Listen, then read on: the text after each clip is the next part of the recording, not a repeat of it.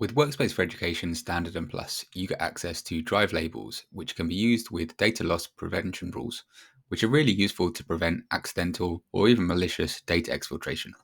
Let's have a look at how this works. So if I head into my Google Drive and create a new Google Doc.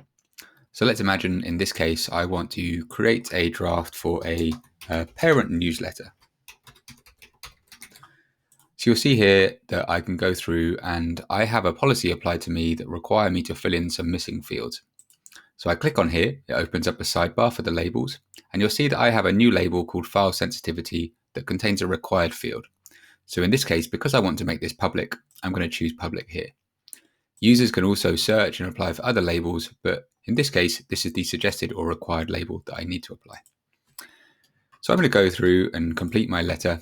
Here we have it. I've got a quick draft email, and I'm going to go through and choose to make this publicly available. Really simple, done. So if I jump into my admin console, we'll look at a couple of things now.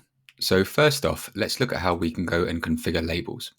So in the security section, you'll see we now have this data classification area. You can use the label manager to create and choose who has access to certain labels. So the one that I just showed in that example was this file sensitivity label. You can create as many labels as you need. You can add descriptions, and you can also, if you want, choose options. You can paste these from somewhere else, and you can apply permissions to say who has access to apply labels and set values at either the group level or individual users. Once you've created your label, it's really simple to go through and configure. So you can actually specify, if you wanted to, in here which users have access to view or see these labels, and this can be done at the top level or at an OU level, like we've mentioned here. So once you have your labels, your next step is to then apply some data protection rules on here. So I'm going to go through and show a couple of rules that I've just already configured. So the first one is this one here. I want to apply a sensitivity label automatically if an email is detected in the body of a doc. So you'll see here that when you create a rule, you can choose to apply it to everybody within your organization or just an individual organization unit or group. You can apply this automatically every time a file is created, modified, uploaded, or shared. And you can actually go through and choose either a text string, words from a list, regular expression, or we have these predefined data options. So there's a heap of options here, such as passport numbers, bank account details. In this case, I've just chosen email address.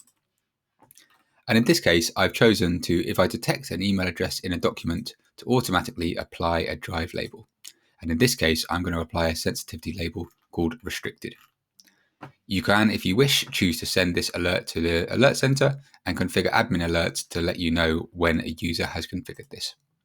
Very simple to go through and configure. You can then choose to make it active, and you can apply multiple rules as well. So I'm following this up with another rule, and in this case, I'm going to say that if we match restricted or confidential in the file sensitivity, I want to actually block any external sharing on that document here. So really simple to go through and configure that way.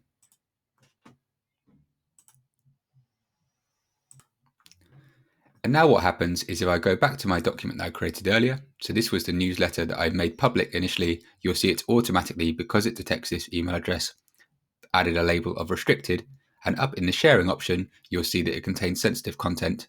So now it can no longer be shared with anyone external. Really simple to configure and adds an extra level of security and compliance needs to your users.